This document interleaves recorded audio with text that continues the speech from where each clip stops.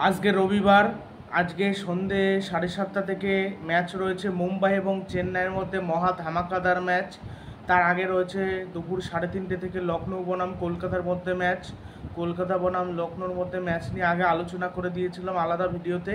এই ম্যাচে শুধু মুম্বাই এবং সিএসকের মধ্যে কে জিততে পারে সেটাই কিন্তু এই ভিডিওতে বলবো। ম্যাচটা হবে কিন্তু মুম্বাই থেকে লাইভ হবে, এবং মুম্বাইতে যখন ম্যাচটা, মুম্বাই কিন্তু ফেভারিট থাকবে বলে আমার মনে হয়, এবং যে চেস করবে সেই কিন্তু সুবিধাটা পাবে। আর মুম্বাই কিন্তু পরপর 3টে ম্যাচ হারার পর কিন্তু দুখানা ম্যাচ পরপর জিতেছে। একটা আরসিবিকে হারিয়েছে, আর আরেকটা কাকে যেন হারিয়েছে, আমার ঠিক মনে পড়ছে না। আর একটা দুটো জিতেছে আর কি, গুজরাট টাইটান্স, এবং অনবদ্য খেলেছে।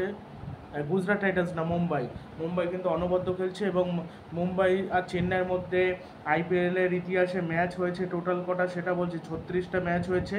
16টা ম্যাচ চেন্নাই জিতেছে, 20টা ম্যাচ জিতেছে মুম্বাই ইন্ডিয়ান্স। এবং মুম্বাই কিন্তু এগিয়ে রয়েছে চেন্নাইয়ের তুলনায়। মানে মুম্বাই এবং চেন্নাইয়ের মধ্যে যখনই খেলা হয়েছে, আইপিএলে অনেকগুলো ম্যাচ হয়েছে। 2013-তে হয়েছিল, 2015-তে হয়েছিল, 2019-এ হয়েছিল, 3বার হয়েছিল। 3বারই কিন্তু মুম্বাই জিতে গিয়েছিল, চেন্নাইকে হারিয়েছিল। 2013-15-তে তো খুবই বাজে পারফরমেন্স করেছিল চেন্নাই সুপার কিংস ফাইনাল ম্যাচে। আর 2019-এ শেন ওয়াটসন লড়াই করলো, মুম্বাই ইন্ডিয়ান্স 1 রানে জিতেছিল। লাসিথ মালিঙ্গা সেই ম্যাচে মার খেলেও লাস্ট ওভারটা তাকে বল দেওয়া হয়েছিল, এবং 6 বলে বোধহয় 9 রান ডিফেন্ড করতে হতো। সেই 9 রান ডিফেন্ড করে লাস্টে এক বলে বোধহয় 2 রান বাকি ছিল, সেখানে একটা ইয়র্কার দিয়ে দেয়। মানে ইয়র্কার, সেটা খেলছিল শার্দুল ঠাকুর এলবিডব্লিউ হয়, এবং তারপর কিন্তু চেন্নাই হেরে যায় 1 রানে, আর মুম্বাই জেতে। আর চেন্নাই এবং মুম্বাইয়ের মধ্যে মুম্বাই এগিয়ে থাকবে, তার কারণ মুম্বাই যেহেতু মাঠে খেলা এই জন্য, এবং মুম্বাই জেতার মধ্যে ফিরেছে, সূর্যকুমার ফিরেছে, টিমটাও এখন ঠিকঠাক খেলছে, এই জন্য আমার মনে হচ্ছে মুম্বাই ফেভারেট। আর মুম্বাই, এটা যদি প্রথম মুম্বাই হতো 3টে ম্যাচ হারার পর, তাহলে চেন্নাই এগিয়ে থাকতো। চেন্নাইয়ের ঘরের পিছে খেললেও চেন্নাই এগিয়ে থাকতো, যেহেতু মুম্বাইয়ের ঘরের পিছে খেলা, মুম্বাই জেতে। আর মুম্বাইয়ের ঘরের মাঠে ওয়াংখেড়ে স্টেডিয়ামে কেমন খেলে সেটা আমরা সকলেই জানি। এবার চলে আসি প্লেইং 11-এর কথা। প্লেইং 11-এ মুম্বাই ইন্ডিয়ান্সের প্লেইং ইলেভেনে হয়তো পরিবর্তন নাও হতে পারে, আবার হয়তো পরিবর্তন করে দিল, যে আকাশ মাদল যেহেতু মার খেয়েছে, আকাশ মাদলকে বাদ দিয়ে দিল, অন্য একটা পেসারকে খেলালো, সুযোগ দিল। তবে মুম্বাই এরকমভাবে হুট করে প্লেয়ার বাদ দেয় না, তাকে খেলানো হয়, তবে বিদেশি প্লেয়ার বসানো হয় বেশি। কিন্তু সূর্যকুমার যাদব কিন্তু চেন্নাইয়ের বিরুদ্ধে খেলতে ভালোবাসে। এর আগের বছর যখন খেলা হয়েছিল তখন বোধহয় চেন্নাই জিতেছিল, মুম্বাই কিন্তু হেরে গিয়েছিল যখন চেন্নাইয়ের মাটিতে খেলা ছিল। এটা যেহেতু মুম্বাইয়ের মাটিতে খেলা, মুম্বাই ফেভারিট বেশি, আমার এটা ব্যক্তিগতভাবে মনে হচ্ছে। এখন দেখা যাক সেটা পারে নাকি। তবে আর মুম্বাই ইন্ডিয়ান্স আর কোনো হয়তো পরিবর্তন হবে না। চেন্নাই সুপার কিংসে পরিবর্তন বলতে মুকেশ চৌধুরীকে খেলায় নাকি কে জানে, মুকেশ চৌধুরীকে খেলাতেও পারে, সেক্ষেত্রে ইম্প্যাক্ট প্লেয়ার হিসেবে হয়তো ইউজ করতে পারে। কেন, যদি দীপক চার অ্যাভেলেবেল না থাকে, তারপর শার্দুল ঠাকুর অ্যাভেলেবেল না থাকে, তাহলে তো মুকেশ চৌধুরীকে খেলাতে পারে। এবং ওই মুম্বাইয়ের পিছে কিন্তু প্রথম দিকে সুইং করে, এবার সেই সুইং কাজে লাগানোর জন্য কিন্তু তাকে খেলানোর চেষ্টা করবে। এখন সেটা দেখতে হবে খেলায় নাকি। আর হার্দিক পান্ডিয়া বনাম ঋতুরাজ গাইকোয়াড় মুখোমুখি হবে আজকে সন্ধ্যে 7:30 থেকে। আর তার দুপুরের ম্যাচটা তো রয়েছে কলকাতা এবং লখনৌর মধ্যে, মানে দুখানায় ধামাকাদার ম্যাচ রয়েছে। আজকে রোববার, গতকালকে শনিবার ছিল, কিন্তু দুটো ম্যাচ ছিল না, একটা ম্যাচ ছিল রাজস্থান আর পাঞ্জাবের মধ্যে। আর আজকে চেন্নাই এবং মুম্বাইয়ের মধ্যে ম্যাচ। সে দেখা যাক কে যেতে, মানে যে চেস করবে সে জিতবে। চেস যখন করে না তখন কিন্তু মানে সুবিধা হয়ে যায় চেস করাটা। যখন প্রথমে কেউ ব্যাট করে তখন কিন্তু খুব চাপের হয়ে যায়, মানে ব্যাট করাটা খুব চাপের ঠিক হয় না, মানে হয়তো একটু সুইং করে একটু সমস্যা হয়, ব্যাট করতে অসুবিধা হয়, পরের দিকে আরও ব্যাট করতে সুবিধাটা বেশি হয়। এই জন্য যে টসে যেতে সেই কিন্তু বল করার সিদ্ধান্ত নেয় এবং চেসটা করতে যায়। আর মুম্বাই চেস করলে মুম্বাই 100% জিতবে। এবং আরেকটা রেকর্ড বলি, মুম্বাই যখন মুম্বাইয়ের ঘরের মাটিতে 190-এর উপরে রান চেস করেছে, তখন কিন্তু 17 ওভারের মধ্যে 190 রান চেস করেছে, 4বার আইপিএলে করেছে, যেটা অন্য দল পারেনি।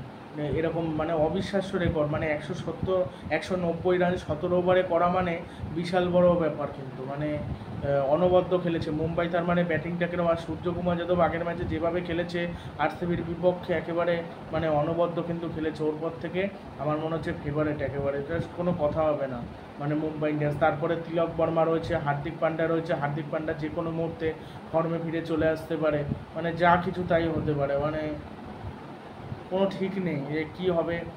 আর চেন্নাই সুপার কিংসের ঋতুরাজ গাইকোয়াড় আগের ম্যাচে খেলেছিল স্লো পিচেও ভালো খেলেছিল। দুবে যা ফর্মে রয়েছে, দুবে তো মুম্বাইয়ের বিরুদ্ধে ভালো খেলবেই। আর অন্য যারা রয়েছে তারাও ভালো খেলে দিতে পারবে, যে কোনো স্যামি রিজভি সুযোগ পেলে ভালো খেলবে। তবে চেন্নাই না, মুম্বাইয়ের বিরুদ্ধে চেন্নাইয়ের হয়ে আর কি MS ধোনি কিন্তু অসাধারণ খেলে। মুম্বাইয়ের বিরুদ্ধে অনেক ম্যাচ জেতানো ইনিংস খেলেছে, সেটা ফাইনাল ম্যাচে হোক বা এমনি ম্যাচে হোক খুবই ভালো পারফরমেন্স করেছে।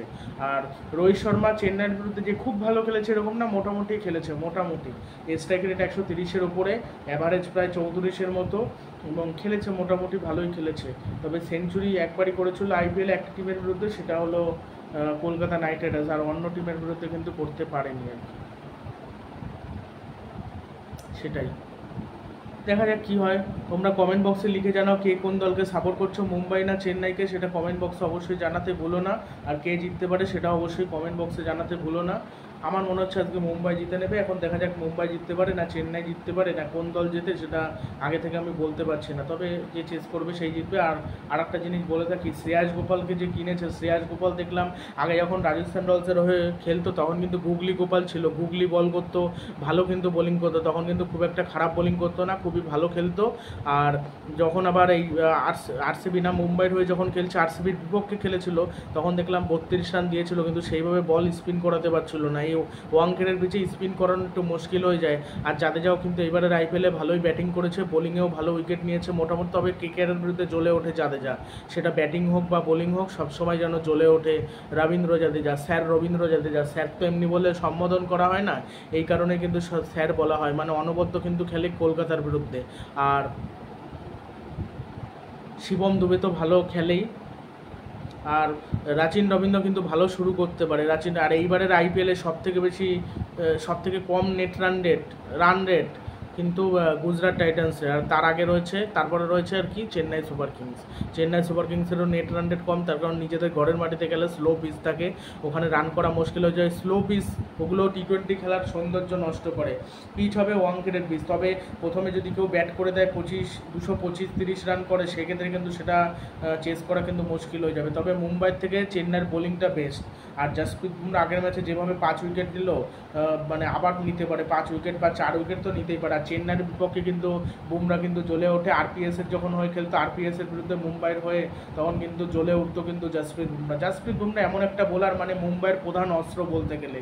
মানে ওই একটা প্লেয়ারই ভালো বোলিং করেছে, আর কেউ ভালো বোলিং করতে পারে না। তবে দীপক চাহারের বল খেলতে প্রথমের দিকে সমস্যা হতে পারে। দীপক চাহার রোহিত শর্মাকে 3বার না 4বার যেন আউট করেছে। ঈশান কিষানকেও 1বার না 2বার আউট করেছিল IPL-এ, 3বার না 4বার আউট করেছে। মানে প্রথমের দিকে আউট সুইং ইন সুইং বলগুলো করে, সেগুলো কিন্তু রোহিত শর্মা খেলতে অসুবিধা হয়। সেই জন্য ওই বলগুলো দেখে একটু খেলতে হবে, তাহলে আমার মনে হয় কোনো অসুবিধা হবে না। আর প্রথম দিকে একটু সুইং করে, তারপর কিন্তু ব্যাটিং সহায়ক পিচ হয়ে যায়।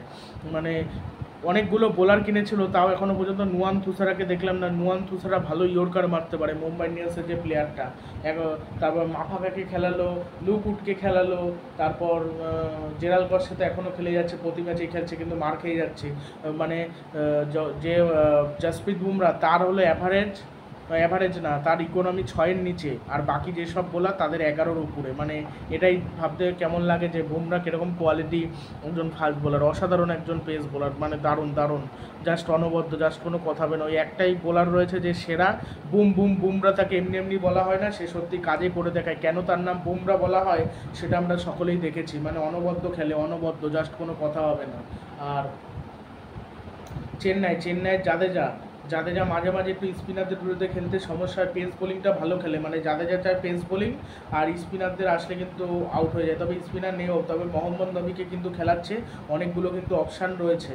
মানে মুম্বাই ইন্ডিয়ান্সের চেন্নাই থেকে কিন্তু মুম্বাইয়ের অপশান বেশি রয়েছে। আর দুবেকে আমার মনে হয় বল করালেও ভালো হতো, বল করাতে হয়তো চাচ্ছে না, সে ব্যাটটা যাতে ভালোভাবে করতে পারে, এই জন্য বলটা তাকে করানো হচ্ছে না, ওই জন্য যাতে ব্যাটটা করতে পারে। ইম্প্যাক্ট প্লেয়ার হিসেবে ইউজ করছে চেন্নাই সুপার কিংস।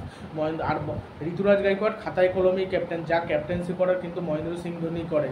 আর হার্দিক পান্ডা প্রথম দিকে নিজেই যেমন অধিনায়কত্ব করছিল, এখনও অধিনায়কত্ব করে, কিন্তু অত হাব ভাব একটু কমেছে। প্রথম 2-3টে ম্যাচে হেরে যাওয়ার পর তখন দেখছে হাব ভাব দিয়ে কাজে দেবে না। এখন মানে লাস্ট 2টো ম্যাচে জিতলো, তখন দেখলাম ঠিকঠাক ক্যাপ্টেন্সি করছিল, মানে ভালোই বোলারদের সাপোর্ট করছিল, সমর্থন করছিল, যেটা ক্যাপ্টেন হিসেবে যোগ্য। প্রথম 3টে ম্যাচে ইয়ার্কি ফাজলামো মারছিল, ভাল লাগছিল না, মানে হার্দিক পান্ডিয়ার ক্যাপ্টেন্সিও ভাল লাগছিল না। পরের 2টো ম্যাচে তাও ভালোই করেছে, আর পাত্তা দিচ্ছিল না কাউকে। যে যা বলে আমি নিজে 4 ওভার কোটা পূরণ করবো, যে পাড়ার ক্রিকেটে হয় না, আমি ব্যাটও করবো বলও করবো, আমি ওই ফিল্ডিংও দেবো না, এরকম আর কি। আমি যা মনে হবে তাই করবো, না হলে বাড়ি চলে যাবো, আমি আর খেলবো না, এরকম আর কি। মানে এরকম করছিল, ওইটাই আর কি খারাপ লাগছিলো। ওইভাবে খেলা যায় না, সেটা হার্দিক পান্ডিয়া নিজে বুঝতে পেরেছে। ওইটা নিয়ে হয়তো আলোচনা হয়েছে। তারপর কিন্তু ভালো ক্যাপ্টেন্সি করছে, জাসপ্রীত বুমরাকে পুরো 4 ওভার বোলিং দিচ্ছে, তারপর জেরাল বসকেও বোলিং দিচ্ছে, মানে দারুণ। ওই বুমরার ওই 4 ওভার খেলতে সমস্যা হবে, আর প্রত্যেকের প্রত্যেকের বল খেলতে পারবে। আর পীযুষ চাওলার থেকে শ্রেয়াস গোপাল একটু ভালো করেছে। পীযুষ চাওলা এখন আর চলে না।